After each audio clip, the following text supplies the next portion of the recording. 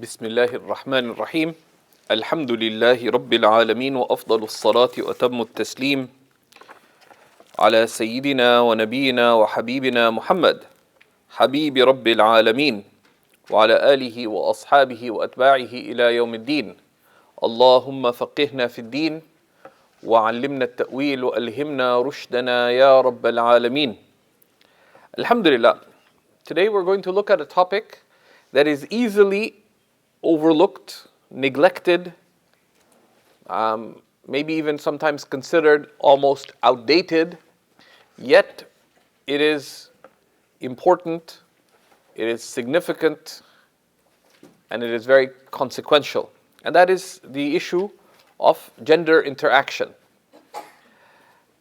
and the fiqh that is related to it, such as the fiqh of looking, the fiqh of touching, the fiqh related to khalwa, being alone with someone unrelated of the opposite sex. And in looking at the fiqh of gender interaction, we will inshallah ta'ala try to understand some of the principles related to this, both some of the underlying principles as well as some of the guiding religious concepts. We'll be looking at some of the sunnahs related to gender interaction and key limits, key issues of what is permitted and not permitted in gender interaction, and some of the key practical issues and how these apply to some of our modern interactions, particularly in a digital age as well. So, if we can go past the typo, it is always helpful when considering anything is to begin with first principles, right? What's called the asl in something. Al-aslu fi shay'. The first principle regarding something, or the initial assumption regarding something. Because if you know what the initial assumption is regarding something, the basis regarding something, then one can have clarity about that matter and how to approach it. So, when it comes to certain human actions, the basis is permissibility.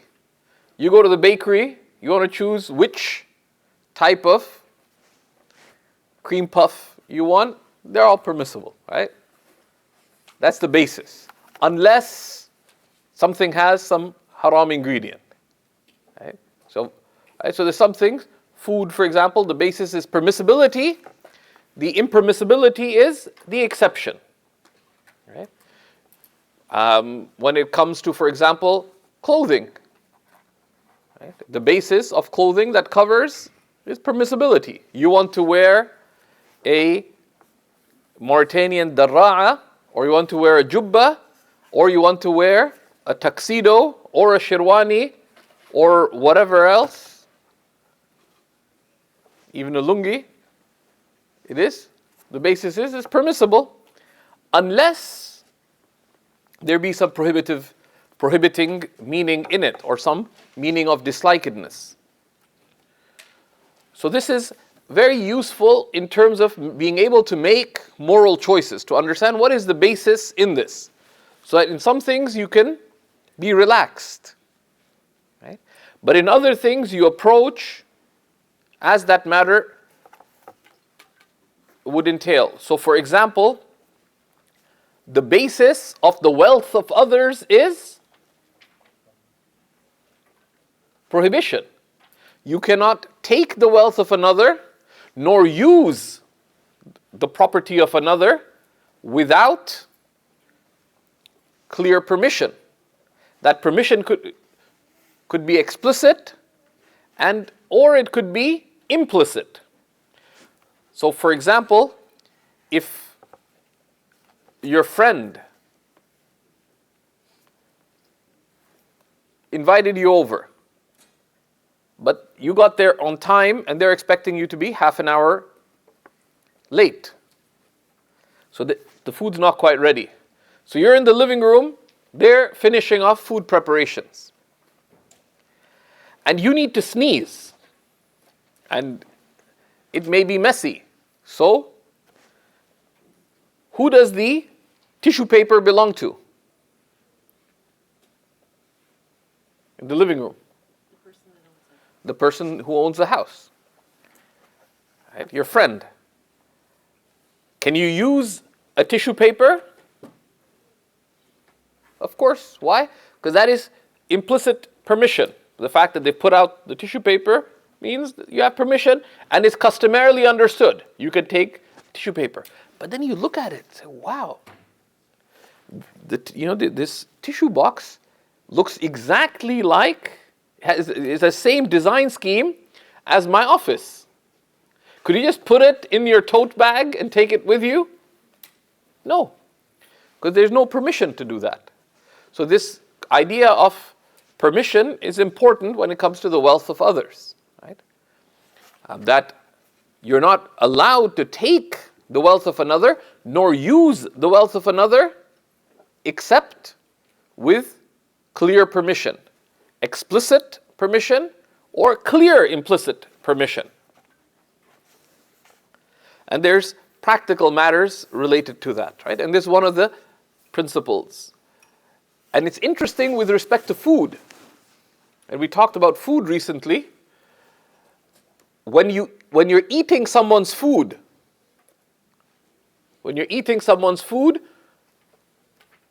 so let's say some food is served. You put food on your plate. Does the food on your plate belong to you? Does it? Like, who does that food belong to? Your host. The host, right? So how do you consume that food? You consume it not through ownership, you consume it through ibaha, through permission. And that is significant on the issue of my beta's laddu. Many aunties, if they go somewhere and they like some sweet, they'll take a piece for their son, or sometimes for their daughter, but knowing Desi culture, more often than not, it's for the son, sadly. Right? Can you take an extra laddu home? Can you or not? Anyone disagree? Can you or can't you? Anyone think you can take a laddu home? Well, of course, if you ask, you could. Right? Permission is of two types. Explicit permission, or the other case would be implicit permission. Right? So, for example, it's a good friend. Right? So Yasir Bhai brought a tray of pan. Who does the pan belong to? It belongs to Yasir. Now he puts it out. I took a pan. I was like, that was really good. That's that missing pan that Yasir and I were trying to figure out. Where do we get that pan from? I don't know if you found it yet. So I took another one home. Am I allowed to do that? Again, it would depend on permission. It would depend on permission. Can I safely say that there's clear permission to do that? So the basis of the property of another is caution. Right? Caution, rather its impermissibility. The wealth of another is not permitted. The Prophet ﷺ said, لا يطيب مال امرئ إلا لا يحل مال امرئ إلا بطيب نفس منه. That the wealth of another is not permitted without their willful approval. Tibun nafs. That they willfully approve. And willfully approve meaning that if I'm putting it in my pocket and I say, Yasir bhai, is it okay if I take one? And it's like on the way to my pocket, he says, sure, it's fine. So he gave me outward permission, but did he willfully give it to me? No, because that was the secret bond that he and I had been looking for a few weeks, over a month. So, for example, so they say that if you're eating and a cat passes by, can you give it a little meat from the food? They say you can feed a cat but not a dog. Why? Because typically people would keep cats in their household, and they would deal with this intimacy with a cat. Generally, people didn't keep pet dogs, given the prophetic interdiction. They would keep guard dogs or shepherd dogs or etc. So if a dog passed by, you would need permission before you gave the dog from someone else's food. Right? But that was just like as an example. There's many examples of this. The Prophet ﷺ talked, if someone has a tree in their backyard and the fruit falls onto the road, or if it's hanging from the tree, can you take an apple? Again, it falls under what would be, like there's no explicit permission, then you have to consider is there an implicit permission? And that is affected by custom as well. By custom. There may be something that's considered fine here in Canada that people will, yeah, of course. But in some other culture, it may be considered improper. It may be considered improper. That's where. So this idea of knowing the basis of something, right? In some things, food, the basis is permissibility. In other things, such as the property of another, it is impermissible unless there is permission. And this applies to gender interaction as well. We'll see how. Right? That what is the basis of gender interaction? To understand that, we need to understand what is the nature of the human being and what is the nature of desire, of human desire. These are two concepts that we need to consider. So, the human being, the classical definition of the human being, although it may be an optimistic definition in one sense, is al-insanu hayawanun natiq, that the human being is a rational animal. Right?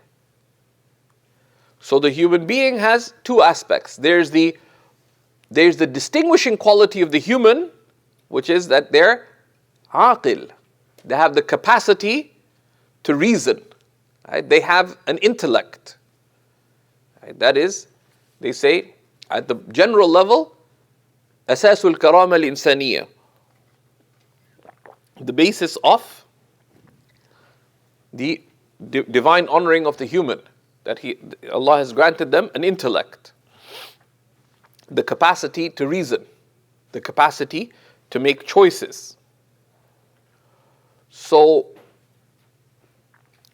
that's one aspect of the human. That is the honored aspect of the human. But underlying that, what is the human being? They're an animal. They're an animal. One of the great scholars of the second half of the 20th century of Damascus, Shaykh Hassan Habannaka, was a great Shafi'i jurist and a teacher of teachers.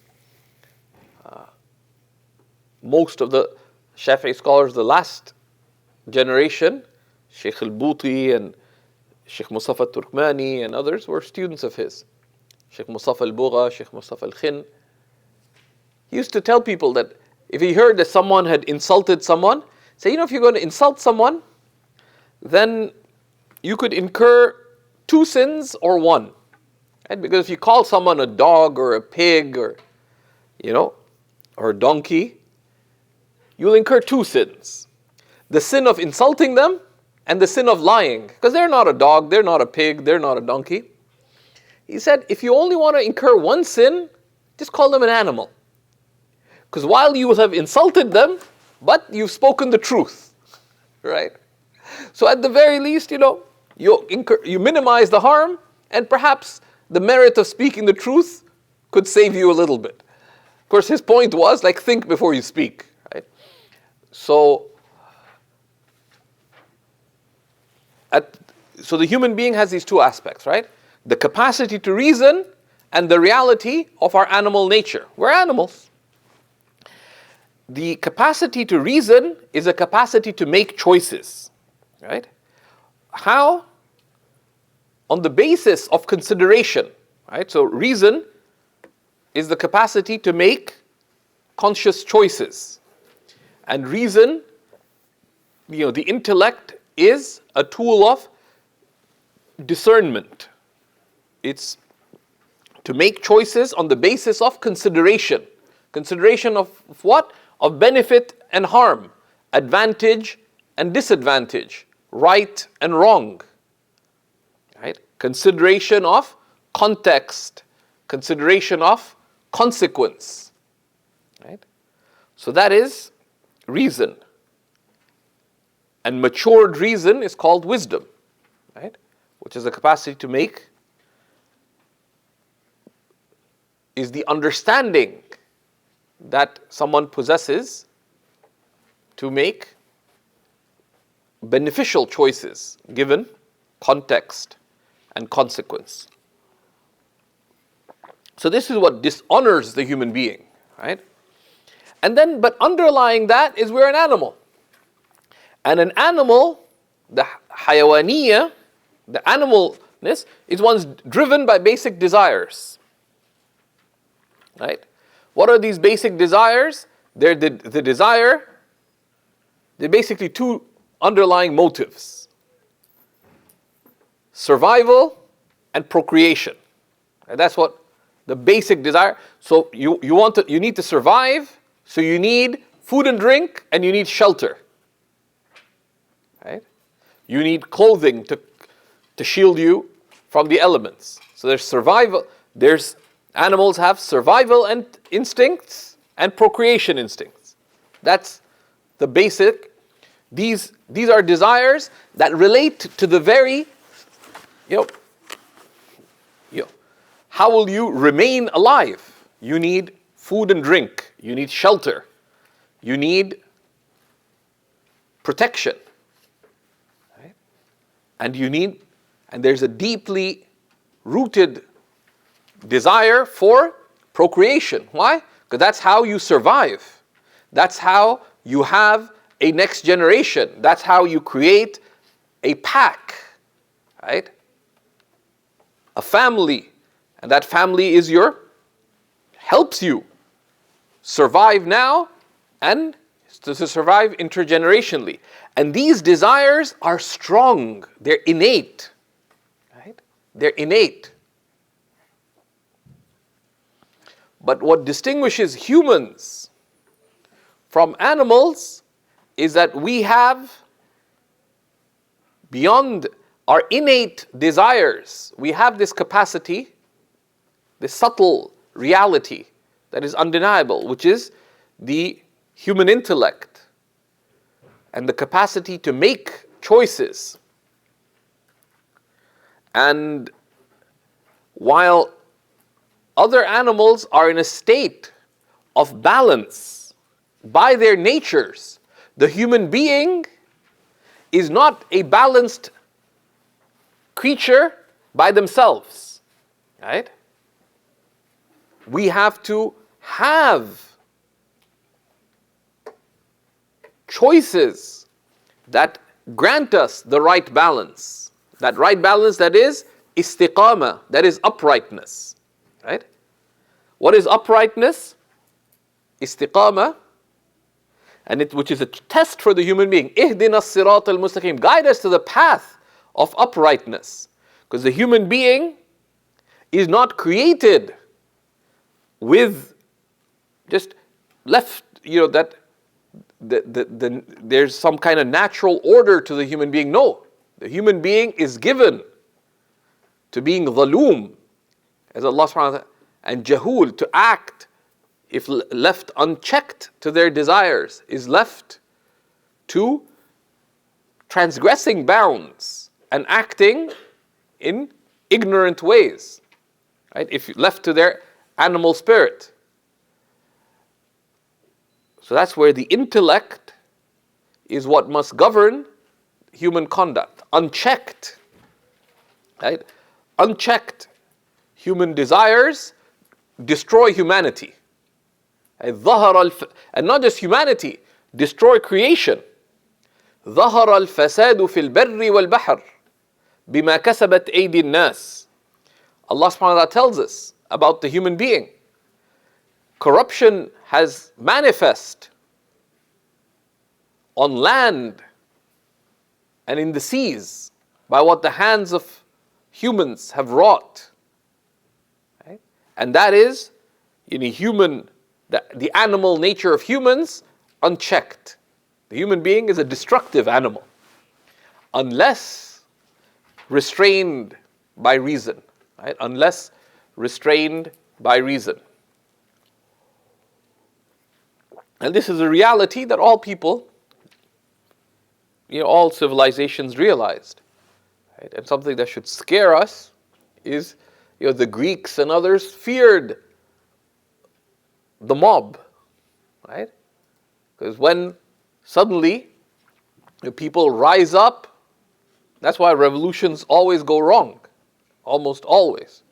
Because when people rise up with emotion, they're driven by their animal spirit far more than any rational spirit.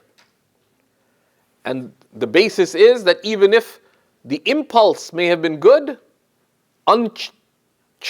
unrestrained human emotion will result in destruction and devastation. And we see that throughout history. So this is important to appreciate. Right? There's these two capacities within the human. The capacity to make rational choices on the basis of benefit, and these strong innate desires that if restrained are all part of securing our good. We need the desire to eat and drink to sustain ourselves. We need shelter. We need housing. We need clothing to shelter and protect ourselves. We need these desires. One for to be at the level of physical groundedness, but also at the level of emotional and social fulfillment, in terms of sexual fulfillment, in terms of having support in this life, in terms of our worldly efforts to last, the things that we have acquired in this life, for them to continue in their consequence into the next generation. So all these desires, if directed soundly, are blessings. However, if unrestrained, they cause harm. They lead to injustice. They lead to wrongdoing. So this is important to understand in the context of gender interaction. Why? Because humans interact, right? And the human being is a social animal. And whether you want to interact with people or interaction arises, it's almost inevitable. And we have these two, in a simple way, we have these two capacities. We have the intellect and we have our animal desires, right? And principled interaction, right? Principled gender interaction is where it is driven by intellect, right? So it is driven by a consideration of fulfilling benefit, fulfilling need, while preventing harm, direct or indirect, right? And how does that done? By restraining our animal nature,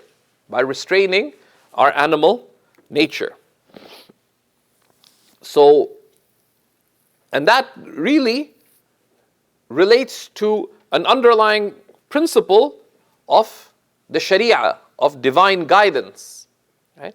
all of divine guidance, all of the shara, right, all of the shariah, all of revelation, right, all the prophetic message revolves around two principles. جلب المصالح ودرء المفاسد. The acquiring benefit and preventing harm. Right? All of the Sharia all divine guidance goes around these two principles, and they're corollaries for each other. Right? That jalbul masalih, the acquisition of benefit, and dar'ul mafasid, and the prevention of harm. And the principle is that dar'ul mafasid muqaddam ghaliban ala jalb al-masalih, that the prevention of harm is given precedence generally to the attainment of benefit. The prevention of harm is generally given precedence over the prevention of harm is generally given precedence over the attainment of benefit. Okay?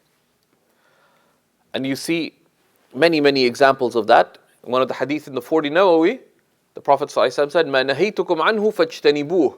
What I have forbidden you, keep away from it completely. وَمَا أَمَرْتُكُمْ بِهِ فَأْتُوا مِنْهُ مَا اسْتَطَعْتُمْ. And what I have commanded you to do of it as much as you can.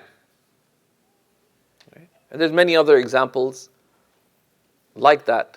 Right? And that, the scholars mention, highlights this principle. That dar'ul mafasid, that prevention of harm, is given precedence over the attainment of benefit. That whatever I've prohibited you, said the Prophet ﷺ, leave completely, stay away from completely. Fajtanibu, right? Keep away from completely. وَمَا أَمَرْتُكُمْ بِهِ, whatever I've commanded you, do of it as much as you can. فَأْتُوا مِنْهُ مَا اسْتَطَعْتُمْ.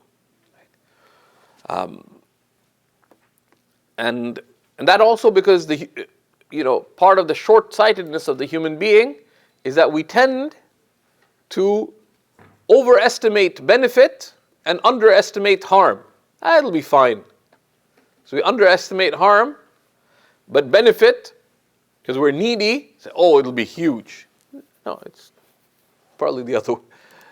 There's a pragmatism that the Sharia tells us to have. So, but the vista of consideration of benefit and harm of divine guidance is far more expansive than personal consideration of benefit and harm. Because if I consider benefit and harm, I would typically consider my own benefit and harm directly and immediately. And most people, when they think, is this good or bad? Should I do this or not? They consider themselves immediately and directly. And that's why we make bad choices. Okay? So when you look at that big cinnamon roll, right? And this skews the intellect, because خُلِقَ الْإِنسَانُ عَجُولًا, the human being has been created hastily. تُحِبُّونَ الْعَاجِلَةِ, you love the immediate. And Allah tells us about human nature in the Quran. So we consider right then ourselves, here and now, directly. This seems very real. The fact that you're broke this month and that you really shouldn't be buying another expensive whatever seems abstract, right? And so that way we're swayed by desires from actual consideration of benefit. The standards of the Sharia, what Allah and His Messenger tell us, is that the good is of two types.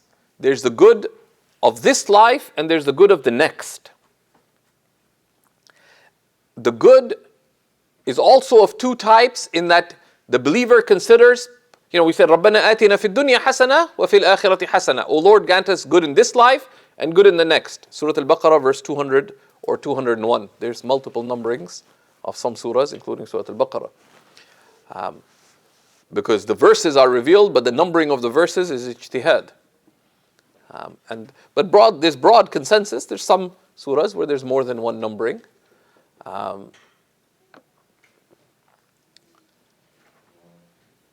It's also a way of telling you that I don't know the number of the verse too, I'll be honest. It's either 200 or 201. I think in Hafs it's 201. 201. رَبَّنَا آتِنَا فِي الدُّنْيَا حَسَنَةً وَفِي الْآخِرَةِ حَسَنَةً. O Lord, grant us good in this life and good in the next. It's noteworthy, of course, that the believer doesn't say, O Lord, grant me the good of this life and grant me the good of the next. It's رَبَّنَا آتِنَا, grant us.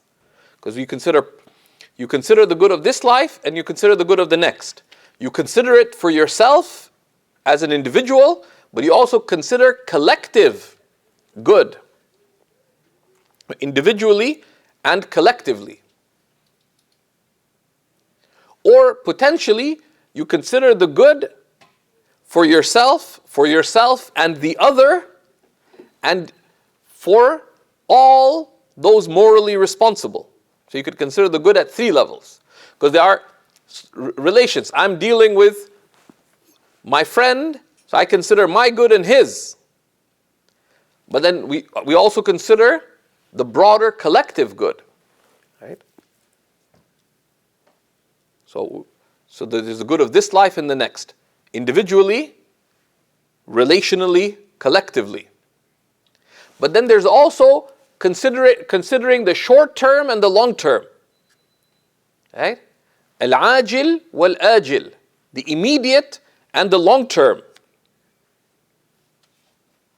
The immediate and the long term. And the long term, of course, the true long term is the hereafter. But also, we consider not just immediate benefit, but what's going to happen down the road. And one considers benefit and harm not just directly, but also indirectly.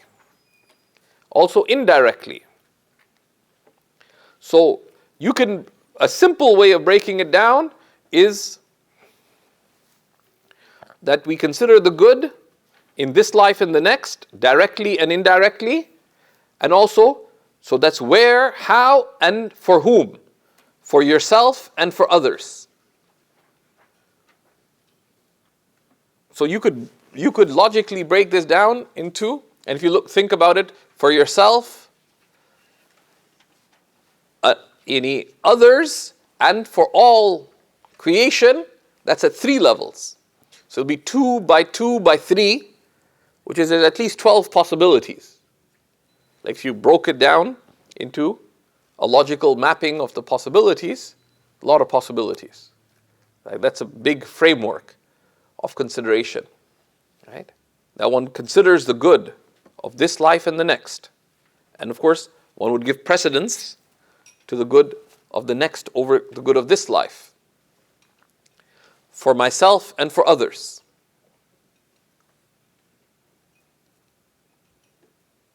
Directly and indirectly. All of this is contained in the dua of decision making, right? Which is the istikhara. Right? The dua of istikhara is not in any way a magic wand. Right? The dua of istikhara is given by the Messenger sallallahu alaihi wasallam through divine inspiration to his ummah, to morally responsible human beings, to morally responsible rational animals. Right? To make enlightened rational choices. That we admit, I don't know all the considerations. I don't have all ability. I don't get everything. But you do, O Allah. Right? I don't have knowledge. I don't have ability. I don't have full awareness, but you do. You have and you do. So if this matter is good for me in my deen and my dunya, short term and long term, then facilitate it for me and make it blessed for me. And if this matter is harmful to me in my deen and my dunya, short term and long term, then turn it away from me and turn me away from it and destine the good for me wherever it may be and then make it blessed for me. So this is the framework of benefit and harm and the framework by which we reason.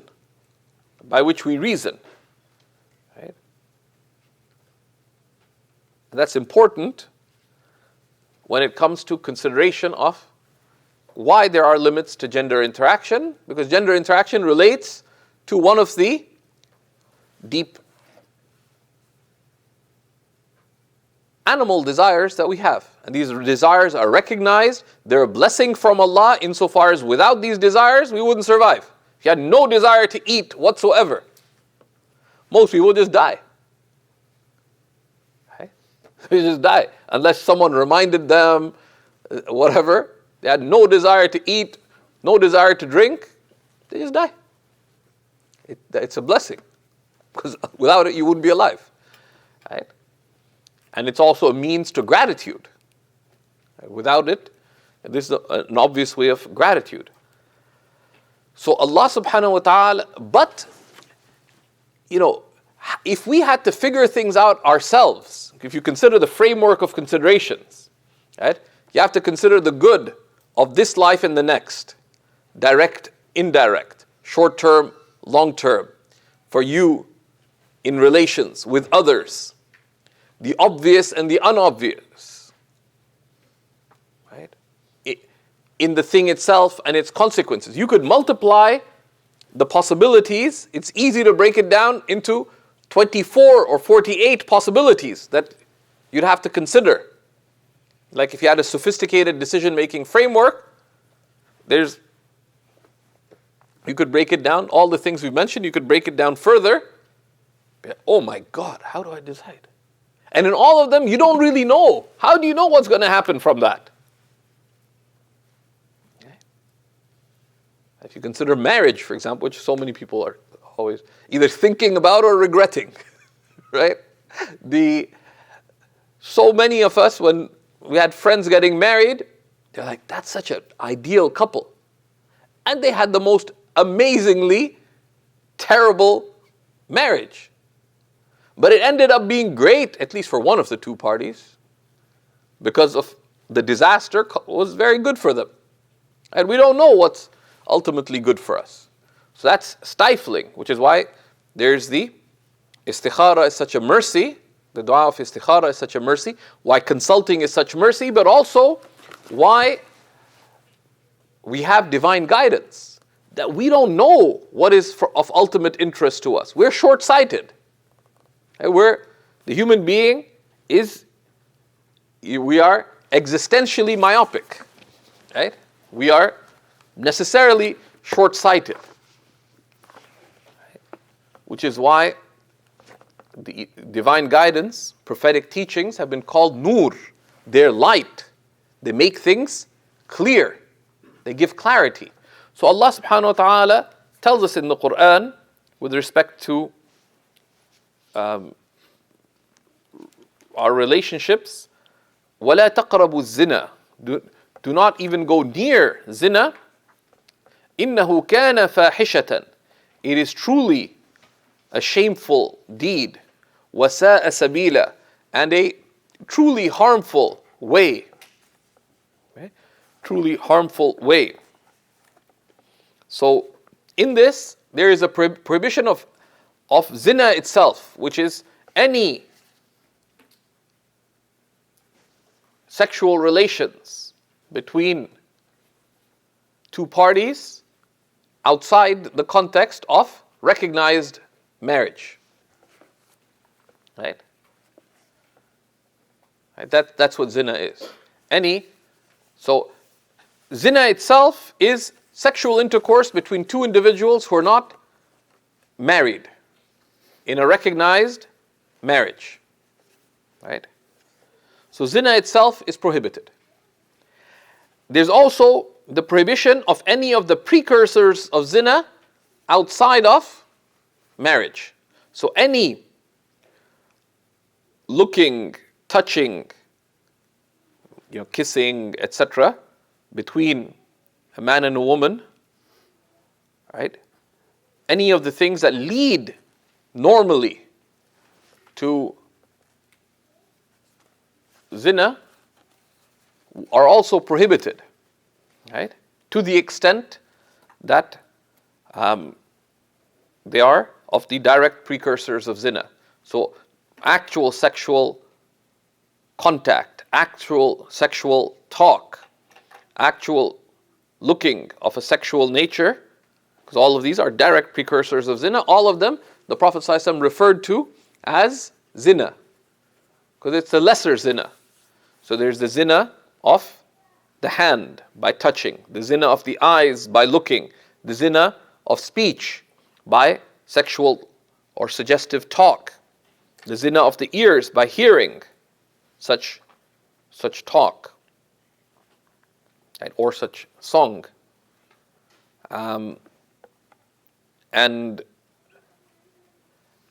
But also anything that leads to, that is part of the sabil, right? The pathway towards zina, when there is desire involved, then those things would be prohibited, even though they're not the direct precursors of zina. Right? Right? So checking someone out, that's not actual lesser zina. You're not, there. But it is, when done with desire or with fear of desire, that too would be either prohibited or disliked to the extent of the gravity of the case.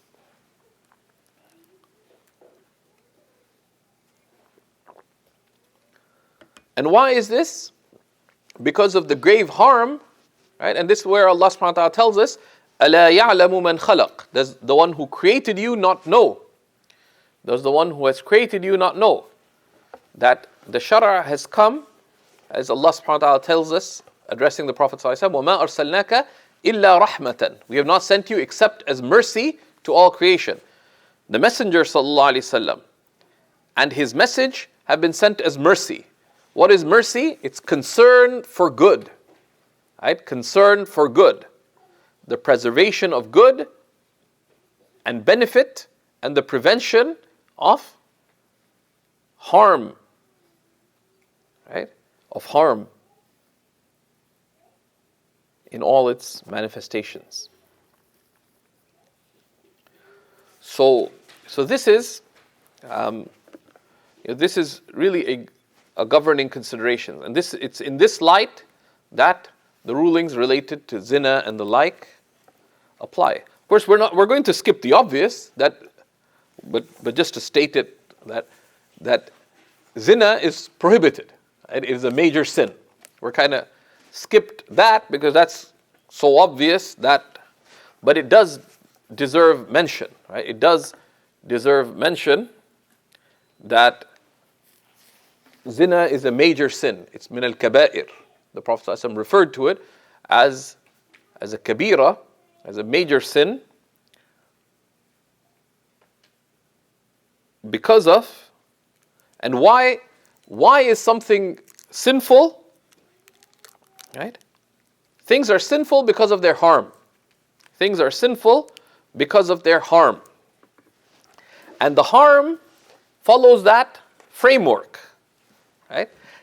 Everything that Allah has prohibited has at least one type of harm. Which type of harm does it have?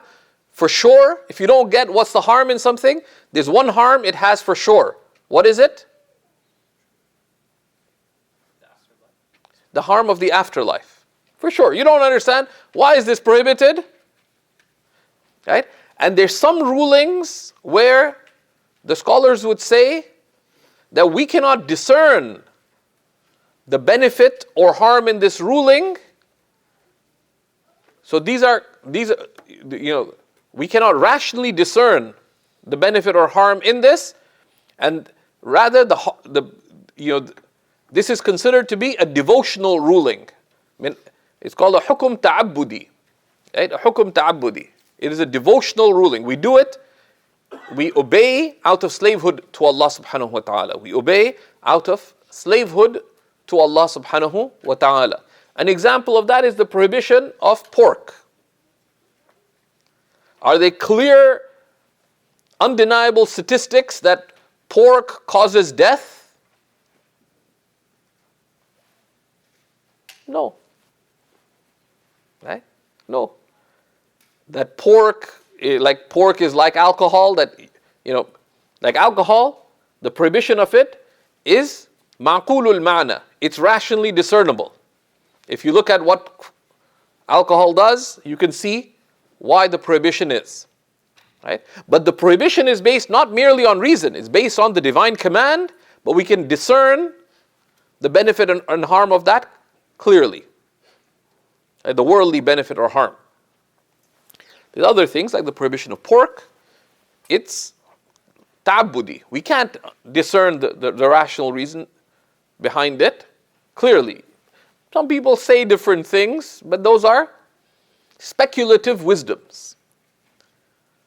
Right? But they're not sufficient reasons to, because you say, well, you are what you eat. Right? So you really want to be like a pudding? Right? I mean, that's not, do you want to be a pale yellow pudding? Like, come on. Like you ask Lungi man, do you want to be like a strawberry? No. Then why, that's not a reason, right? People say, you're that those are not reasons, right? Reason is that which is based on clear discernible benefit, clear discernible harm. But when it comes to gender interaction, there's a janib, of course, which is this is submission to Allah subhanahu wa ta'ala, which underlies all rulings, but there is clear benefit or harm which needs to be considered. Right? And engaging in unrestrained engaging in sexual relations outside marriage harms both individuals, right? Harms individuals, but destroys societies. It destroys societies, right? And it's, and there are, the harm to the individual is at many levels. One, even at the level of relations. The human being, if you look at what our Lord tells us about the wisdom of marriage, people need certain things in relations. Right? If you look at the verses on marriage, right? And the sakina that is sought, the serenity that's sought, the comfort that is sought, the support that is sought through marriage, that those things are, engaging in relations outside the context of marriage, those meanings are not sustained, rather they're squandered. Engaging in sexual relations when married, outside marriage, destroys the institution of marriage. At the collective level, and it's also disadvantageous because that either having relations outside marriage is actually much easier. Much easier.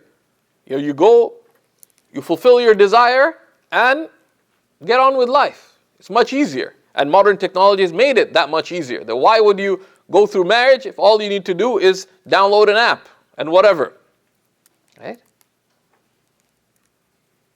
It's much easier.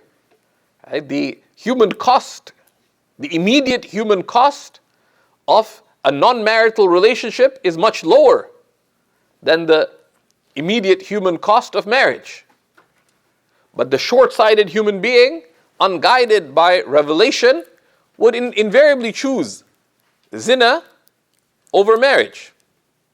And even in marriage, there are forms of sexual fulfillment that even basic understanding of human nature and economics would say that unlawful sexual fulfillment, right, is much easier than engaging in an actual act of marital intimacy. Someone comes home tired, I say, who needs to deal with her or him? Let me just go to the washroom and deal with things myself. Okay? Then why do people like fast food over sit down dinner? Because it's fast food. It's nowhere as good, but it's quick. Right? It's quick. It's quick and cheap. So the natural human inclination would be to incline towards zina, even short-sighted reason. Zina is a lot more convenient, short-sightedly, than having lawful marital relationships are. And there's books written on the economics of marriage. Right? And even basic understanding of economics and human nature and human behavior and consideration of what Allah tells us in Revelation will tell you that zina is something that the human being is closely tested by. Which is why one of the great Hanafi scholars wrote a book. And it was quite interesting because he wrote a book on sexual relations.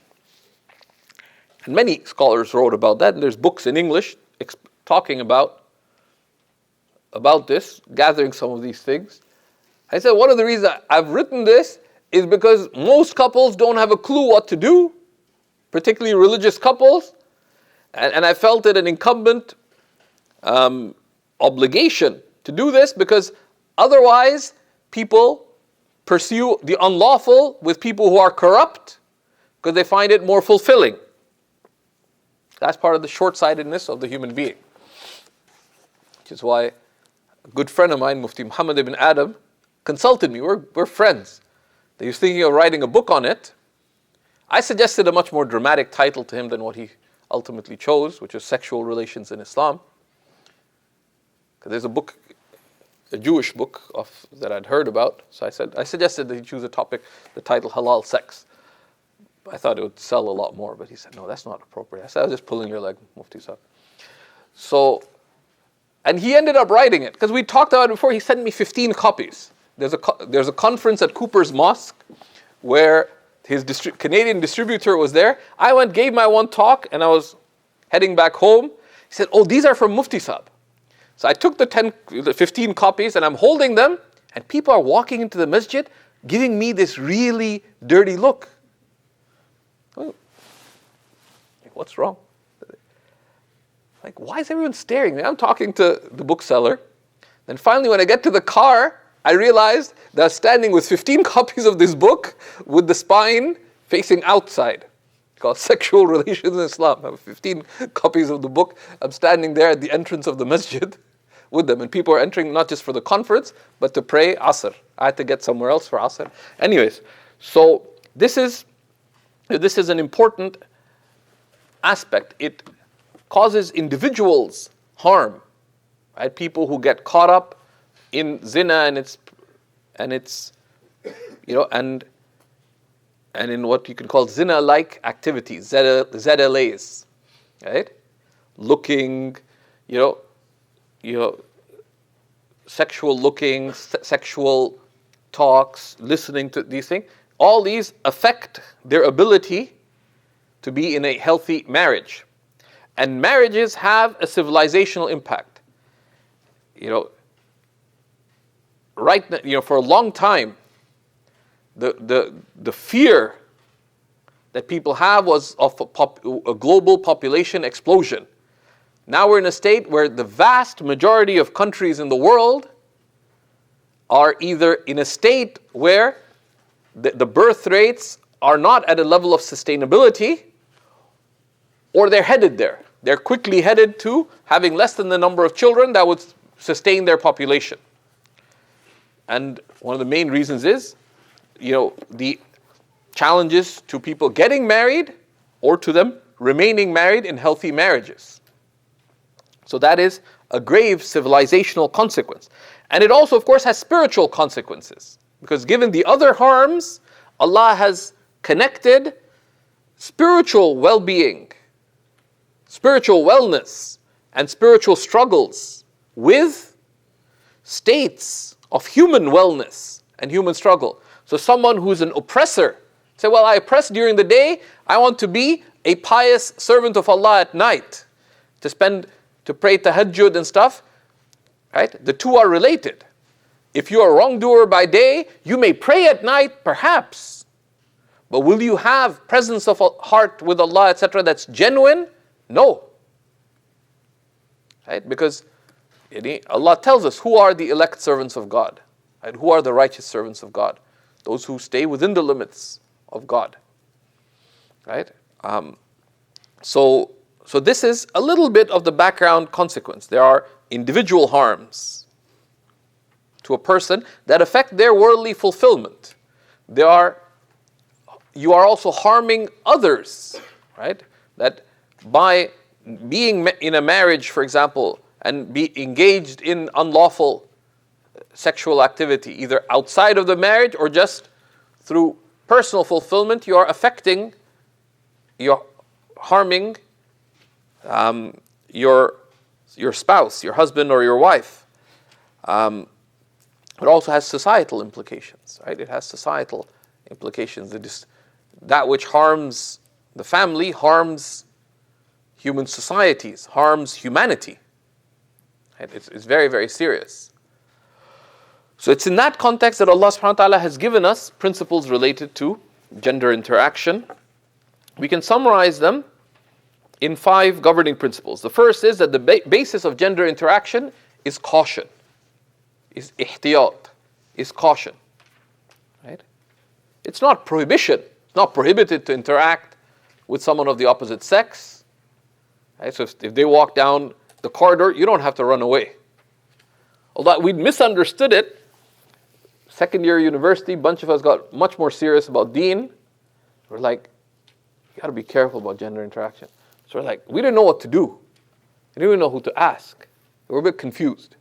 So they said, let's just be extra careful. So what we do is that if there's any Muslim women walking down St. George Street, we just cross the road and then cross back to the side that we needed to be on. If they walk down the corridor at Robarts Library, which we usually were just hanging out there, God forbid we'd ever actually sit down and study, we'd go and hide like behind a pillar, for example. It was freakish. If they're congregated in the lobby, we'd actually just stand outside, even in winter, until they left the building. Then a number of Muslim women on campus went and complained to Shaykh Abdul Hakim Quick. He said, Shaykh, these guys are really freaking us out. Right? Like, all kinds. Like, we'd be halfway down walking the stairs, and if some Muslim women were walking up the stairs, we'd turn around and run up the stairs and stand to the side till they walk past. So that's not what is sought. So Shaykh Abdullah Hakim Quick sat us down and explained some basic principles. May Allah protect and preserve him and all our teachers. So the basis of gender interaction is caution, right? And how is that caution manifest? It's manifest by upholding certain values and being careful about certain principles. One is that interaction, the sunnah of interaction is that one limits interaction with unrelated individuals of the opposite sex to the extent of the need or benefit, right? That in one's gender relation, in interacting with the opposite sex, one has to be governed by reason over one's inclinations. Because the default inclinations, the self has strong inclinations, right? And these are innate inclinations that are only, we're just friends. That doesn't work, right? You want to be just friends? Well, it's possible at a rational or spiritual level, but that's being optimistic, right? That's being optimistic or foolish. Right? So interaction is limited to the extent of need or benefit. Right? So it is purposeful interaction. And in doing so, one upholds what we know to be the teachings of our religion in dignity and restraint. In dignity and restraint. Right? Modesty, for example. Right? Modesty. To be modest in one's speech. To be modest in one's conduct. To lower one's gaze. To be direct in one's speech. To avoid, as the Quran tells us, all suggestive speech and all suggestive action. All suggestive action. This applies both to women and to men. See, a lot of men, the kinds of pictures they put on Instagram, right? If you imagined any of the companions walking by, would someone say, yeah, that's just me, doing what? Like being an animal. Right? Like we're impressed by the strength of an animal, but that's not what makes you a human being. Right? Your biceps don't make you a human being. That's just an animal. And in that sense, you're no big deal. Right? Right? Show your biceps to a lion. Right? Like it's pitiful. Right? It's pitiful. That's just being an animal. And that's not what you are. Anta bil-ruhi, la bil-jismi insanu. Right? Imam al-Shafi'i said, you are by your soul, not by your mere body, a human being. Right? Don't diminish yourself to being a mere animal. Right? Which doesn't mean that if someone does take the opinion of the permissibility of pictures, but share things of benefit, even if it's social benefit. You're with a friend, you're at some family gathering, some social gathering, you went to some really good coffee shop. You want to encourage others to support the coffee shop. You are at a fundraiser. There's many meanings of good in this life, worldly and also religious, right? So uphold dignity and restraint, right? And if things are not based on consideration of benefit and harm, good and bad, advantage and disadvantage, then all you are is just an animal. Right? You're no better than a donkey. Right? Actually, much worse, because a donkey is fulfilling its civilizational purpose. The dog is doing what dogs were created to do. Right? Actually, there's a translation of it. I don't know if you can find it online. There's a book by Ibn Marzaban. It's a cool title, because Marzaban means marzipan. It's a cool title. I wish I could be called Ibn Marzaban. But Ibn Marzaban has this book called Fadlul Kilab ala kathirin min man yalbasu thiyab. The superiority of the superiority of dogs over many who would don clothes. Because dogs have good qualities. Despite their doggedness, they have good qualities. Right? But if you don't uphold the human virtues, you are far worse than any animal. So uphold dignity and restraint. Also, actions are by their intention. Be mindful of motives. Be mindful of motives. And be mindful of motives. And be cautious. Err on the side of caution. Right? That is, let's say you have a cousin who posted a family picture. Now, why are you on your cousin's profile? Why are you interacting with somebody? Is it because of need or benefit or some general, even worldly good? Or what is your motive? Right? What is your motive? And a believer, as the Prophet ﷺ said, "Al-kayyisu man dana nafsahu." Right? The smart person, right, is the one who takes themselves to account. وَعَمِلَ لِمَا بَعْدَ الْمَوْتِ, and who acts for what comes after this life.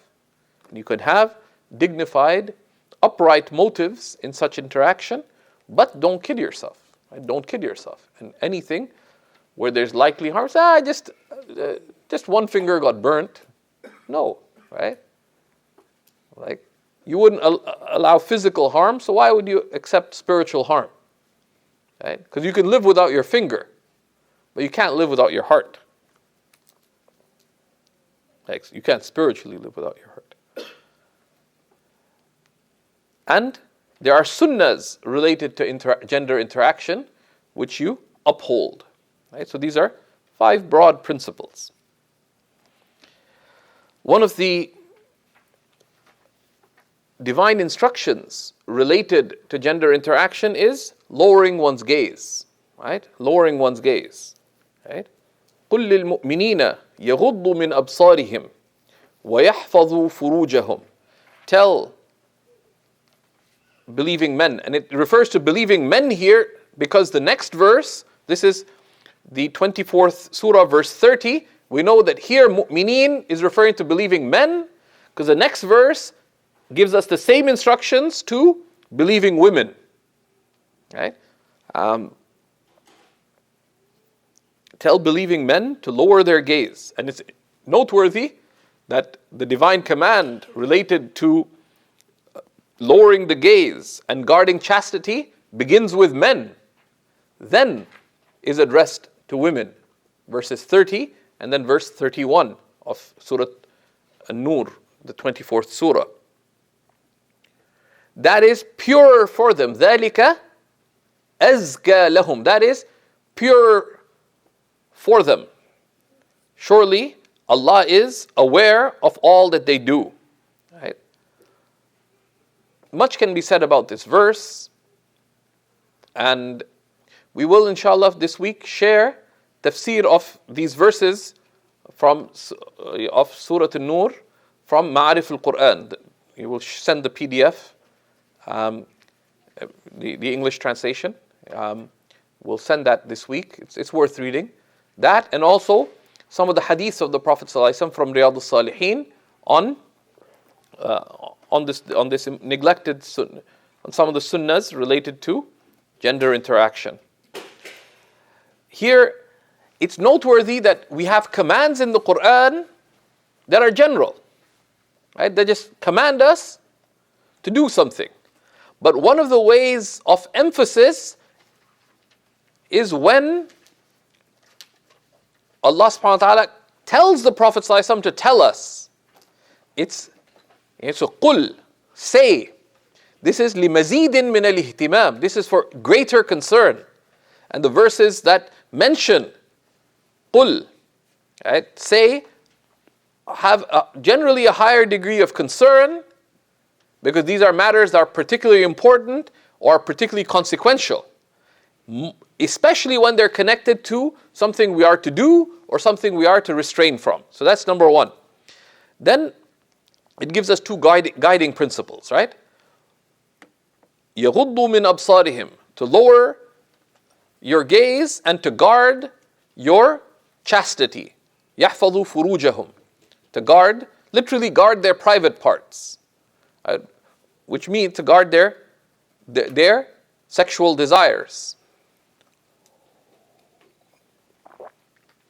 And this is a constant theme of the Quran. There's many Quranic verses related to this. الَّذِينَ هُمْ لِفُرُوجِهِمْ حَافِظُونَ. Right? In the description of the qualities of the believers, those who guard their desires, إِلَّا عَلَى أَزْوَاجِهِمْ, except from their spouses. أَوْ مَا مَلَكَتْ أَيْمَانُهُمْ, or what their right hand possesses, which is akin to a spouse. And in that sense, that's why, for example, it's a side topic, but it's important, the position of all 4, the relied upon position of all 4 schools of Sunni law is that the ruling of masturbation is prohibition in all 4 schools of Islamic law. That's prohibition. Except in the most exceptional circumstance, which is that if one did not do that, they would commit actual zina. Right? They would commit actual zina. But that dichotomy, so well, if I don't do this, I'm going to commit, someone says, well, they're going to commit zina with Bill. No, there's many other possibilities between A and B, which is cut off all communication with them. Right?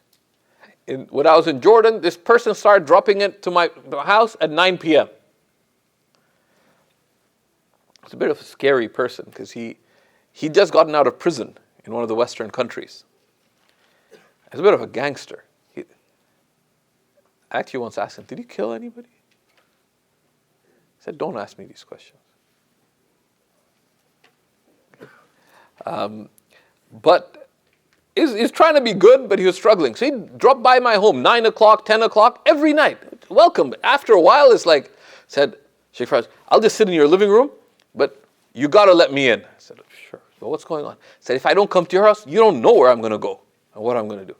I don't need to know, but ahlan wa sahlan. I'd just give him some tea, then just some water.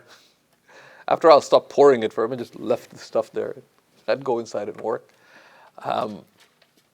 And do anything besides the two options. So these are two guiding principles and their consequence. What's the purpose? Right? Purity. And the implication of the verse is that not lowering your gaze, not guarding your desires will lead to the opposite of tazkiyah. Right? It will corrupt you, will corrupt you both in spiritual terms and in worldly terms. Right? It'll corrupt you in spiritual terms and in worldly terms.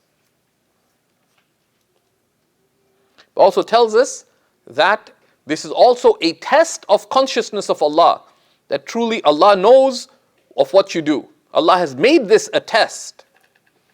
Right? Has made our desires a test. Right? Most believers don't have strong desire for pork. There's the odd person who does, but he says, just get halal pepperoni and move on, right? Most people are not, oh my God, I was so tested by that whatever kind of piggy dish, right? Right? Like I wanted to go to Piggy D's today.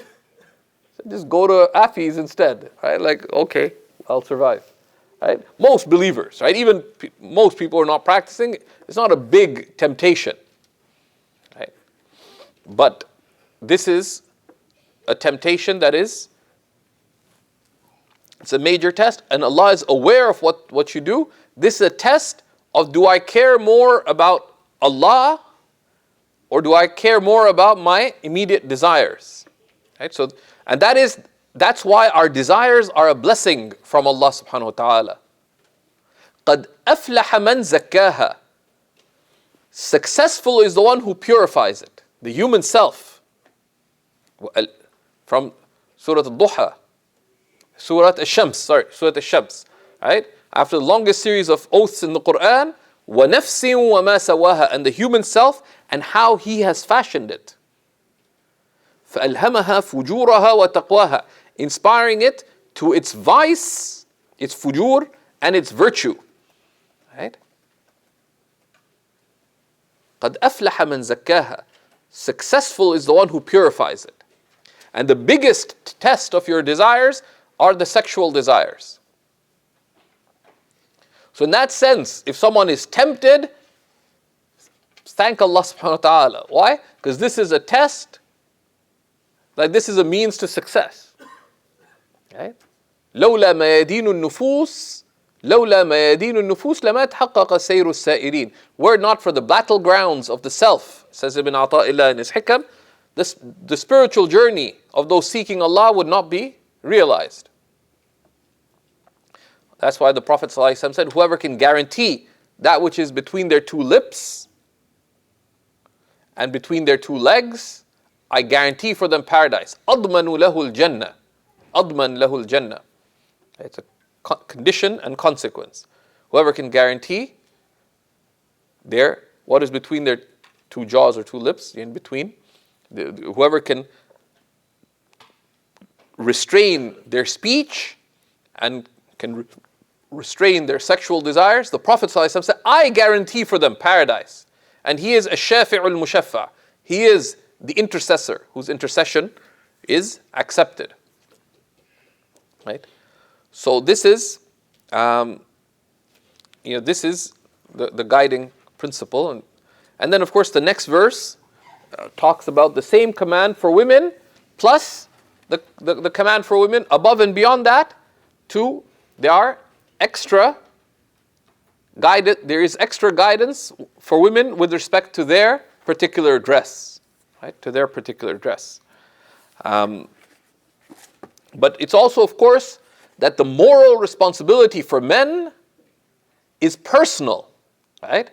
They say the fuqaha like these dramatic examples, right? That if a man is walking down the street and there's a naked woman walking down the other side and he looks with desire, what is he responsible for?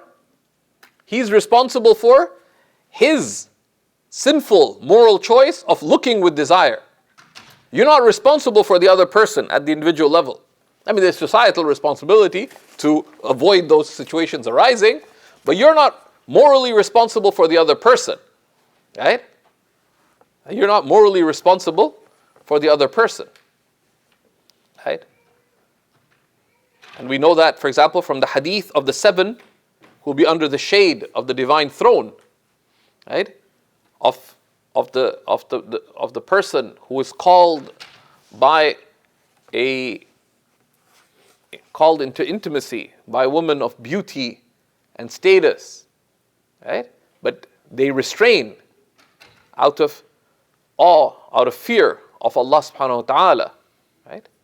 So it's that there's a personal moral response. You cannot blame another. They may be wrong in what they're doing, but that is their choice. One is responsible for their own choices. You can't say, well, what can I do? People dress this way, whatever. No, you are a moral being and you must make moral choices. But we strive to be a moral society, but that is at the level of the collective, and that's a separate matter. Any questions here before we continue?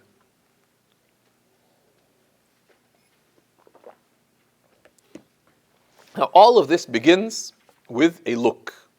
The fiqh of looking is sensitive. One of the great poets, just great general Arab poets of recent centuries, who the Arabs had this thing, and it became a tradition in Muslim civilization, that they would refer to great authorities in an area as Amirul Mu'mineen. So there's Umara'ul Mu'mineen in Hadith, for example. They're the commanders of the believers in Hadith. But one of the few late poets who was called Amirul Shu'ara was Ahmad Shawqi. Ahmad Shawqi is a very interesting character because he lived in very complex, nuanced, challenging times, right? And he did all kinds of interesting things. He was sort of at this. Anyways, you can read about Ahmad Shawqi and did some very interesting things, also potentially some questionable things. And he was also a distinguished playwright. Also wrote a wonderful poem in praise of the Prophet called Nahjul Burda. Has a fascinating poem on the King of the Crows, which if you can find, it's worth reading. Tells you a lot about politics and how it works too. Right? And I first heard that from Sheikh Ninawi. I was totally distracted the rest of his talk. I was trying to understand this poem. The meaning is obvious, but there's lots of lessons in it. So after Sheikh Ninawi, I was having dinner with Sheikh Ninawi. Well, not much of it, because Imam Zayd insisted we go vegetarian. There's not much of a meal. But I totally missed the whole. I said, Sidi, any comments on the talk? I said, that poem was amazing. I said, but besides that, there's nothing besides. You opened the talk with this poem. I missed the rest of the talk because I was there, but lost in poetic thought. So Ahmad Shawqi has one line. He says, نظرة فابتسامة فموعد فلقاء اتقوا الله أيها الشعراء فإن قلوب العذراء هواء. He said, a glance a smile, an appointment, a meeting. Fear Allah, O young poets, for the hearts of young men, for the hearts of young women are easily inclined. Nadratun, a look, a smile. Nadratun, fabtisamatun, famaw'idun. So then an appointment, then a meeting. Fear God, O young poets. Or you could just put it, fear God, O young men. فَإِنَّ قُلُوبَ الْعَذْرَاءِ هَوَاءُ. For the hearts of young women are easily inclined. Of course, there's a corollary, which is that fear said, maintain your taqwa, O young women, for many young men are very manipulative. Right? And that's a common theme in all human experience, is that the animal nature of man is frequently underestimated by women. But the opposite is also true. Right? The animals can be, if the human being is an omnivore, right? We have a vegetarian animal spirit. We also have a carnivorous animal spirit that is very predatory. Right? So you need to be careful. The fiqh of looking, right? There's men looking and women looking. And while both share the general sunnah of the recommendation of lowering one's gaze, and the fuqaha state that broadly lowering one's gaze, the general ruling is that it is a sunnah. Then it has subsets. So the looking of men is, men can look at women or they can look at men, and women are either related or unrelated. Related meaning immediate family, immediate, either one's spouse or one's immediate unmarriageable family. That's and women can look at other women or can look at men, and the men would be either immediate spouse or immediate unmarriageable family, father, brother, uncle, direct uncle, etc., or others would. So there's some detail there. So men looking at unrelated women, right, or men looking at other men, or immediate female relatives, right? These are two broad situations. Men looking at unrelated women, right? All that is permissible to look at directly for a man is to the face and hands, right? To the face and hands. Hands being, up to and including the wrist. Because the fuqaha generally don't talk about feet, because there's subjective difference, but on the opinion that feet are not obligatory to cover, the feet would be included, but there's some discussion on the feet, right? The forearm, right? The forearm, and we looked at the forearm, right? This is part of the awrah for women according to the vast majority of Islamic scholarship. So it's obligatory for women to cover it and to dress such that it remains covered. But there is some leeway for it in situations of need. So someone is working and they're doing the dishes, for example. So they rolled up their sleeves. Right? Someone is cleaning, so they roll up their sleeves. Someone in a medical situation needs to uncover their forearm. In the Hanafi school, that is permissible. Right?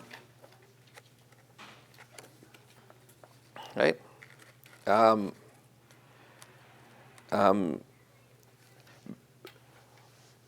when one, and this is what one looks at deliberately. There's difference between looking and seeing, right? So someone said that if I go shopping, do I have to close my eyes? I said, what do you mean? I said, well, because I have a friend who's blind. I could probably figure out how to get along in the in the mall with my eyes closed. I said, why? I said, because anywhere I look, there are people who are uncovered. You're not responsible for what is not deliberate. You're not responsible for what's deliberate. So you don't have to pretend you're blind. And that just defeats common sense, but no, you're not responsible for that. Because the distinction between looking and seeing. You're not responsible for seeing. Right? So you're walking down the street and someone naked walks down the street. You're not responsible for seeing them, but you are responsible for looking at them. Right? It's like I was once walking not far from Bay Street, and I was actually walking, and yes, I was checking my smartphone. And I looked up, and I was almost getting run over by this guy dressed fully in a Spider-Man costume on roller skates, or skateboard. So I looked away, and there's a naked person on the other side of the street. I was like, so I looked around instead, and nobody found either thing strange. Some guy dressed like Spider-Man on a skateboard in downtown Toronto, no one thought it was strange. And a naked person on the other side of the street, no one found that strange either. I was like, okay, maybe I'm the strange guy around here. But the fact that I saw someone naked, I'm not responsible for. I am responsible for looking at them. That would be impermissible, right? And in interactions where someone else is uncovered, then one only willfully looks at the face and because that's what one is looking at. Everything else that comes into view, you saw it, but you weren't looking, right? And that's practically, like especially in work situations, etc. You're not allowed to deliberately look at other than face and hands. But what do you do if someone's uncovered? Right? One has to be careful there. Right? So,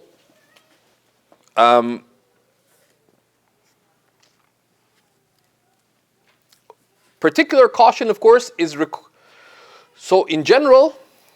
Then the sunnah is when one interacts with someone or a man interacts with a woman, the sunnah is to lower one's gaze, except to the extent of need or benefit, right?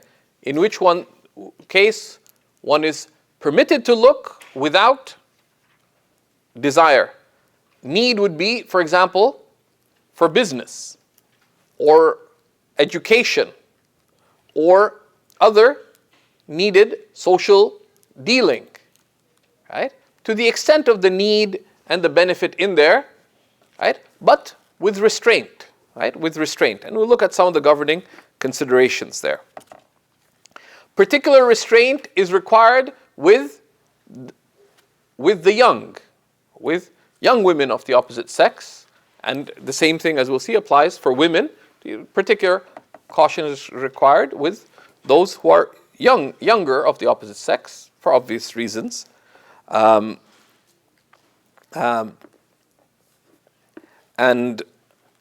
this is if there is no fear of desire. If one has fear of desire, right? So can Zubair interact with Zubaydah? Right? Now, if Zubaydah was a complete stranger, it's much safer. Why? Because he doesn't like her. Who is Zubaydah? Anyways, Zubair asked once upon a time, long ago. Right? It's much safer to interact. But if you incline towards somebody, you have to be particularly careful, because that inclination if it starts even getting the beginnings of desire, of sexual desire in there, then one needs to be particularly careful. So, if there is reasonable fear of desire in that interaction, then it would not be permitted to look at her, except where there's an unavoidable need. Where there's an unavoidable need. You are the judge. Someone stunningly beautiful comes and you're like, nobody knows, but instead of, Qadi Zubair, before he got married to Zubaydah, used to want to marry Lubna. And there's Lubna in court. It took a lot of struggle to stop thinking about Lubna till he fell in love with Zubaydah. But marriage not working out that well, there's Lubna. He fears desire, but he's the judge. Now, normally you can't recuse yourself because people think you're a bit of a weirdo, right? Like even judges need to be practical. So there, it would be permitted for a judge or a witness, right? A witness, right? Because for the preservation of other people's rights, right? Or someone who wants to marry a woman, but they want to see if. So Zubair, in all the story of Zubair and Zubaydah, Zubair had never actually seen Zubaydah. Her beauty was in his mind. So he went to Uncle Hamza and says, Uncle Hamza, what's your advice on marrying Zubaydah? Uncle Hamza said, have you ever seen her? He said, no, but she's so beautiful. So how do you know? He said, well, I have dreams about her. I said, Beta, go and see her. Right? It's sunnah to see someone before you get married. He said, but I fear all kinds. He said, see her once. And there you do it to fulfill that recognized need, not out of desire. Right? Right? And one intends there the sunnah, one intends the sunnah not to fulfill one's desire. Right? But you don't need to see, like, if you're going to see her indirect, you don't need to see her whole album of pictures to determine. And of course, you have to be very careful in our times because, lack of restraint, normally half-decent people wouldn't be actively checking out somebody in person. Right? But all you're allowed to look at is the face and the hands. Right? When there's need or benefit in doing so, you're not allowed, likewise say, well, is it okay if I go to someone's Facebook page and look at their pictures? Well, you have to be careful though. Why? Because you're only allowed to look at that which is not awrah. Right? So you need to be careful. Beyond that, you don't need to. Also, of course, you need to be very careful because people doctor themselves. Right? I was sort of just checking, like, what are decent photo apps? And they're shocking. Like, people pay dozens of dollars a month for subscription apps just to doctor their selfies. And I've dealt with a whole bunch of cases where people got married on the basis of people's Facebook and Instagram pictures, and the person wasn't as they appeared to be digitally. Right? Actually, I traveled to England with a friend of mine who was in that case. He'd always say, I need to marry someone who has, he had all these different, he'd been engaged 40 times and broken 40 engagements, finally married the 41st. I partially facilitated him going through with the 41st case. But then, I just minded my own business, because I was like, it's none of my business. Like, I just lowered my gaze. I'm like, okay. Then he said, Shaykh Faraz, like, is there a refund in marriage? I said, no. So what do you mean? He says, man, she's not like she looked on Facebook. I said, the sunnah is probably not fulfilled just by looking at someone's doctored pics, right? So, common sense. So there,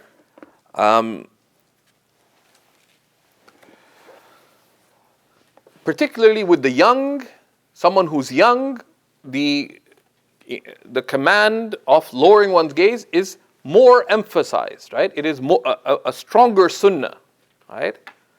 And the young, anybody under 40, 50 is still, in relative terms, young, right? Okay, but the need, like a need is a genuine need, right? A genuine need or genuine benefit. Custom is also considered in that. They say when it's a dignified custom. Right? Different societies have different customs with respect to how you greet. Right? So in some cultures, for example, and they say that is considered as long as it's done within the limits of restraint. So, in the context of work or other social interactions, if you're looking down and said, good afternoon, how are you doing? Yeah, if you're looking down, that may work, with someone of religious understanding in a certain social context, but might not work at work or, with your next door neighbor or whatever, given social considerations, but to the extent of the need or benefit, with restraint. Now, with immediate relatives, one is permitted to look at other than, so legally, with immediate female relatives, one is permitted to look at other than navel to knee and the lower stomach in itself. And beyond that, there is, of course, a governing principle which is, being free of desire, right? Being free of desire or fear of desire. Because some people may find it very strange, but different societies had different relationships with the exposure of breasts. Right? So now, of course, with an unrelated woman, that is awra anyways, just the face and hands. But there's actually entire books on the history of human sexuality, and a lot of it, some is natural, and some of it is also, arises from societal norms, right? So I have a Western friend who's in Mauritania, and there are some distant rural tribes where they still have slaves, and they went to visit a righteous scholar. And my friend was sitting there, he's a pious man, he's looking down in front of the scholar. He looked up when the tea was served, the person serving him tea, their chest was uncovered. He almost freaked out. But there's nowhere to run. So, so in looking, right, so for example, with a brother, for example, if a woman is nursing, in itself, right, it is not haram for a woman to nurse in front of her immediate male relatives. It's not haram. It is not from impermissible exposure. However, custom and is of consequence in the sharia, right? In most societies, uncovering one's chest in front of immediate family would not be something that would be considered to be reasonable for obvious reasons. And looking at immediate family's chest, would not be something that if you had 10 men, you can safely assume that the overwhelming majority of them would have grounds for reasonable fear of desire. So not everything that's intrinsically permissible is permissible given consideration of context. And especially given caution, they say that no, that one is obligated, right, to be careful in one's gender interactions with immediate family, such that one upholds what modesty and dignity would entail, both religiously and contextually, and what caution would entail, right? And an example of the harm of this is according to many studies, the increase, there is a potentially demonstrable increase in cases of incest, even in all kinds of societies, because human desire, if when not bound by reason, the human being is an animal, right? If you consider human nature, so that's where caution is required on the part of men in their interaction, and their looking, and also, women at home. There's a decent and dignified standard of dress, which would depend on social context, right? And the scholars in Damascus would always remind that this is something that many people are neglectful about, because the human being is not defined as a spiritual animal, that no, they're going to be high and refined. We know human nature and we act with dignity so that we navigate in ways that preserve good for ourselves and preserve good for others. Now, with respect to women, it's also sunnah to lower their gaze in front of unrelated men, in much the same way. Right? Except that they say that for men it is makruh to look at someone of the opposite sex without need or benefit. Right? For women it is permitted to look at someone of the opposite sex without need or benefit, unless she is young. But they say what the parameter is when it's is the fear of desire, right? The fear of desire, right? So this sunnah of lowering one's gaze is a sunnah that applies both to men and to women. Women may look at everything beyond navel to knee and the stomach, while keeping in mind what would be customarily considered dignified and modest dress, given the context, right? Given the context. And how does one know what is dignified conduct? Said the simple barometer is, dignified conduct is known by observing or consulting people of dignity, right? And dignified conduct. So this is broadly in terms of looking. There are nuances. We have some answers on seekers that break down the various nuances. Any questions here? Right. Go ahead. So you mentioned that there was, it's permissible to look at the face for a man, but where does hair fall into that? Like a hairy face? No, the hair of a woman, because if you're looking at her face, you can see her hair. No, well, I mean, so if a woman's not covered, for example, a non-Muslim woman or a Muslim woman who's not covered, one can intend to look at the face, right? Like when there's need, right? What one ends up seeing, one is not responsible for. Right? One is not responsible for. One's not held morally culpable, right? When I was in Damascus, I was forced to start teaching English. So my teacher's a Westerner. He said, look at their forehead. Said because the forehead is not a particularly beautiful part of the body. It is part of the face, so it's permissible to look there. But the eyes are beautiful. People have praised the beauty of the nose, the mouth, the cheeks.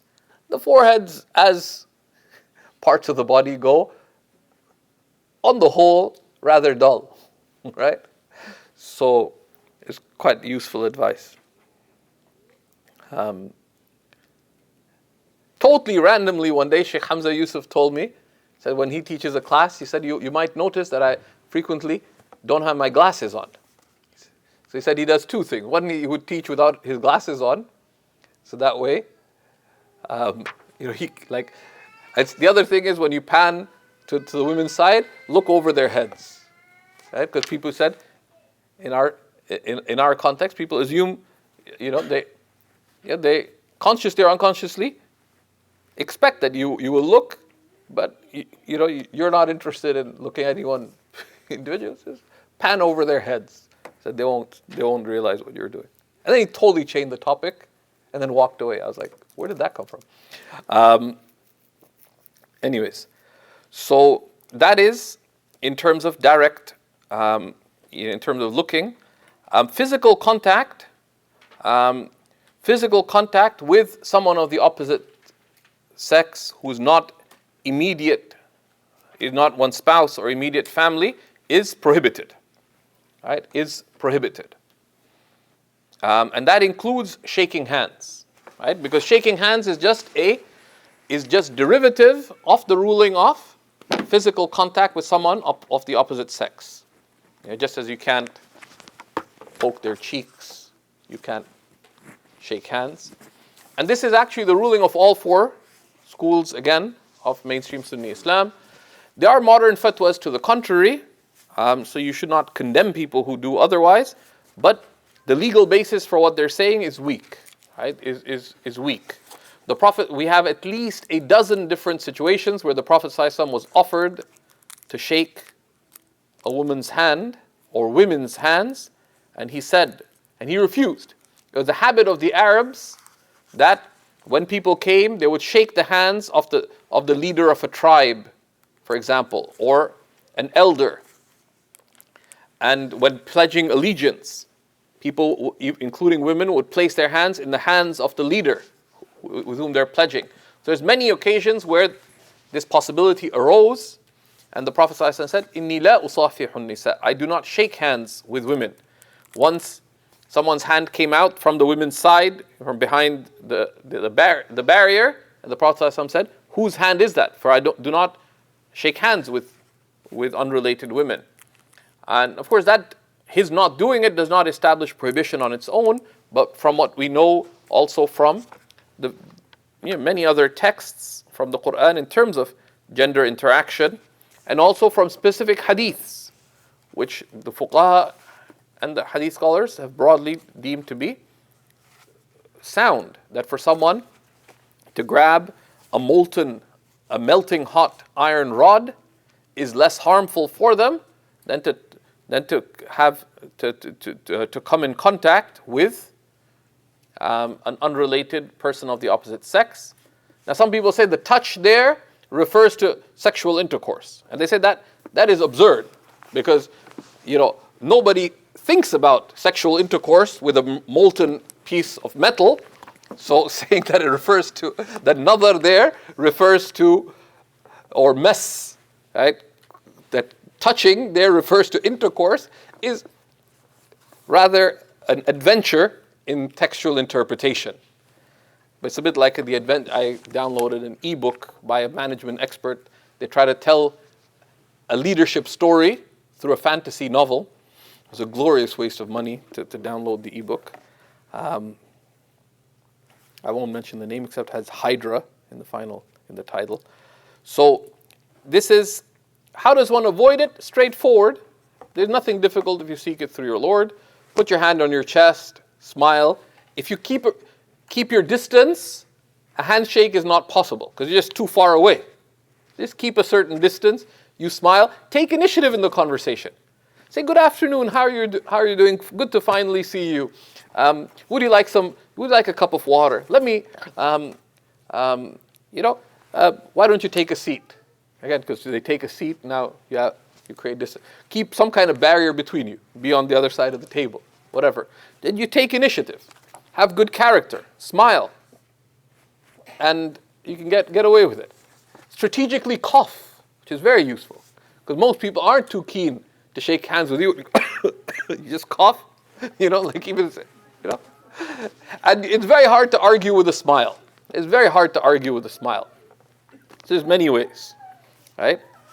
I once emailed 150 of my friends asking them what do they do in terms of handshaking. Some people, I was very surprised, gave terrible answers. That women who go to work, I consider that they're like men. That's nonsense. That's gender. That's the wrong kind of gender.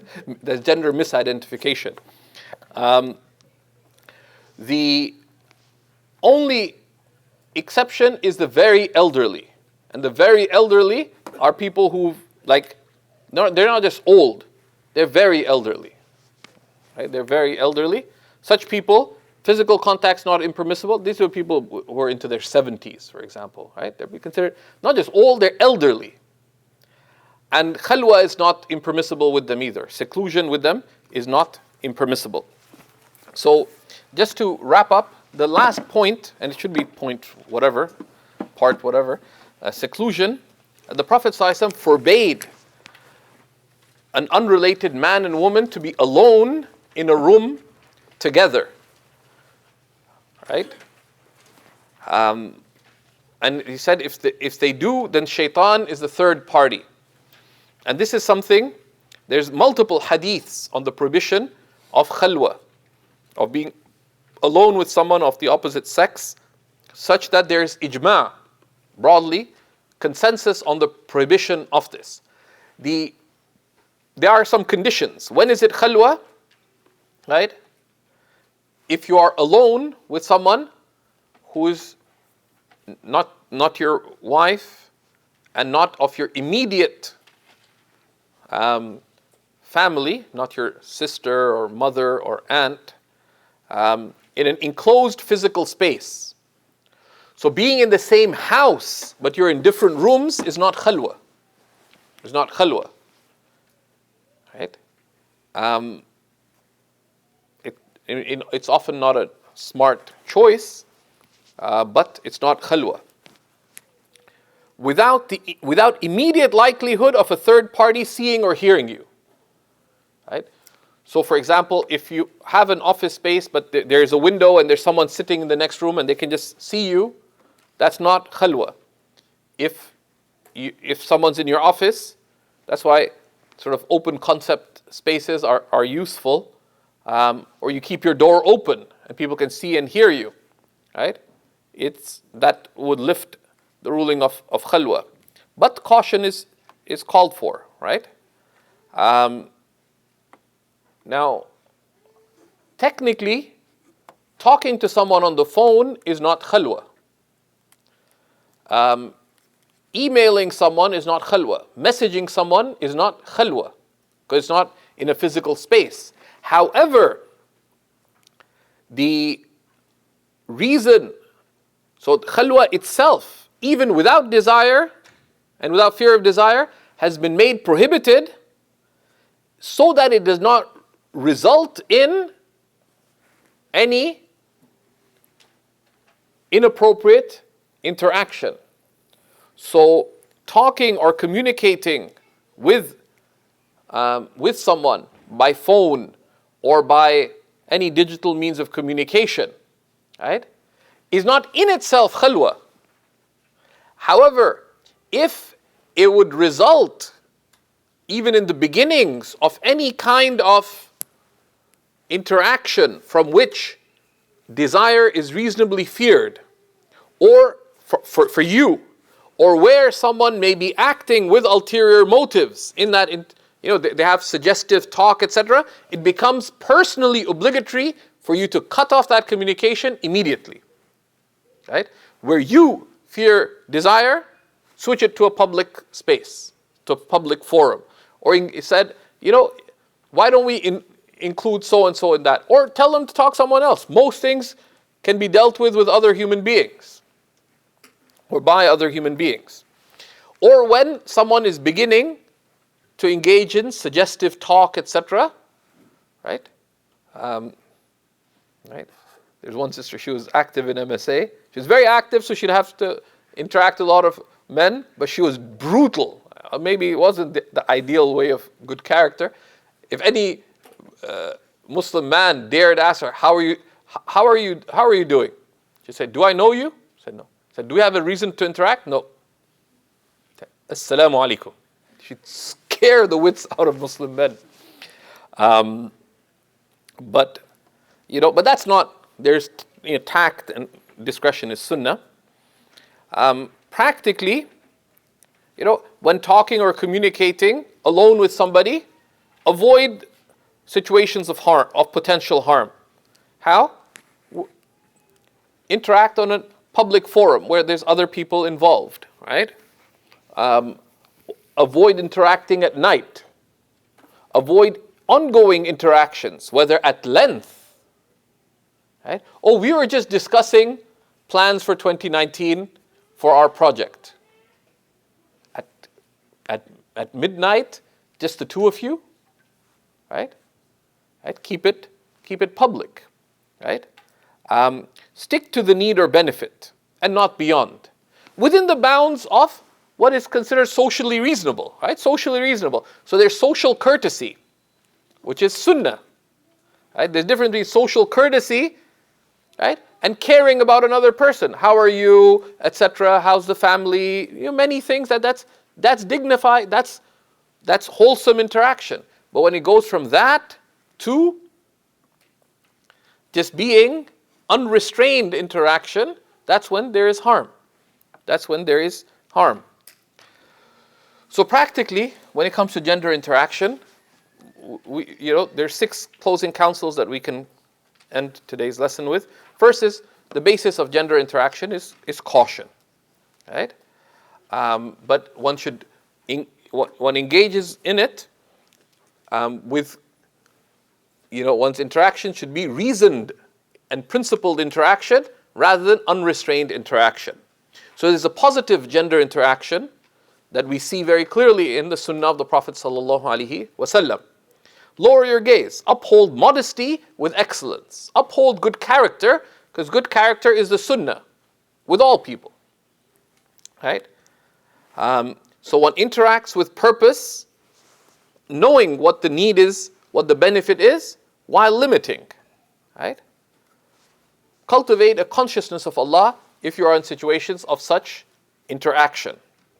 Have limits that you uphold. Have limits that you uphold. Right? Have limits that you uphold. If there's need for ongoing communication, then involve a third party. Or communicate on public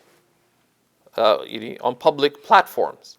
Question someone who insists on, who communicates privately with you or at night, whoever they are. They may be the patron saint of Islam and Muslims or whatever, but why would they reach out to you privately at night? Even if they reach out to you, it seems innocent, respond to them by day. Simple. Right? Respond to them by day. You're not duty bound to respond. Do you respond to all messages promptly? If you do, you're an exceptional human being, but be unexceptional here. Avoid lengthy interaction, avoid ongoing interaction. Stop if you have fear of desire, or if there's any questionable conduct from the other party. Have good opinion of others, but be cautious about their conduct with you. Be cautious about their conduct with you. Right? Avoid questionable times and places. Right? Avoid questionable times and places. And saying, well, it's just innocent interaction, that's certainly not sunnah. That's certainly not sunnah. There's a difference when there's interaction, when there's need So for example, when I go to Jordan, typically I meet with there's a female scholar. She's, yeah, I call her Ummi. She's like almost the age of my mother. But it's remarkable. Like, why? Because usually she'll want an update of what's going on in the West, this, that, how's your teaching going, this. She'll have like a dozen questions. I feels like a welcoming interrogation. But she also has things, advice, this, that. Like she has like 12 things that she wants to share, right? But when there's no need or benefit, I'll pass by her on the street. She won't even, like, as if I don't exist, which is good. Right? That's the nature. When there's need or benefit, one interacts to the extent of the need and benefit, upholding good character, upholding modesty, dignity, principle, purpose.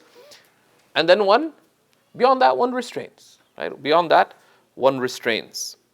So that's what we can mention about this. It's an important topic, and it's an important test.